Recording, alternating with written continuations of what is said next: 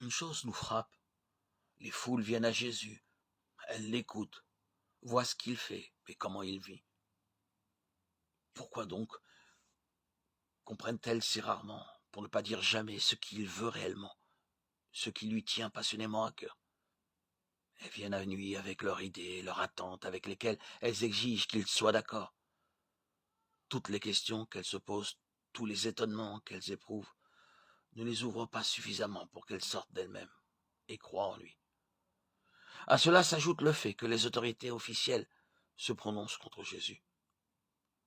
Chose extraordinaire. Il arrive quelquefois que l'un ou l'autre découvre que c'est pour lui son heure. Il laisse et abandonne tout pour suivre Jésus. C'est qu'il a reconnu quelle était pour sa vie la signification de Jésus. Ne sommes-nous pas là en présence d'un miracle, le plus authentique des miracles?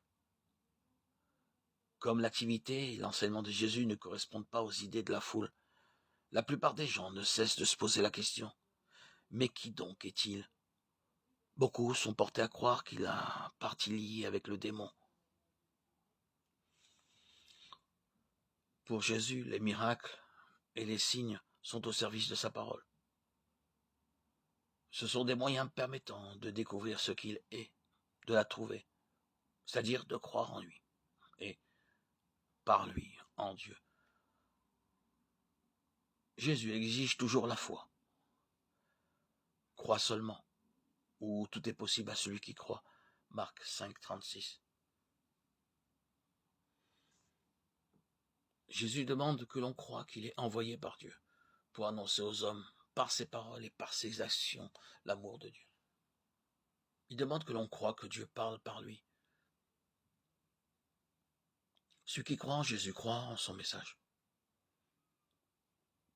Il croit que Dieu est l'amour infini. Il croit au Dieu et Père de Jésus. Il trouve ainsi son Dieu et son Père. Il se voit lui-même dans une nouvelle lumière où il s'aperçoit que Dieu le connaît, que Dieu l'aime d'un amour éternel qui le porte, qui protège sa vie maintenant et pour toujours, un amour qui trouvera dans la mort son plein épanouissement. 1 Corinthiens 13, 12.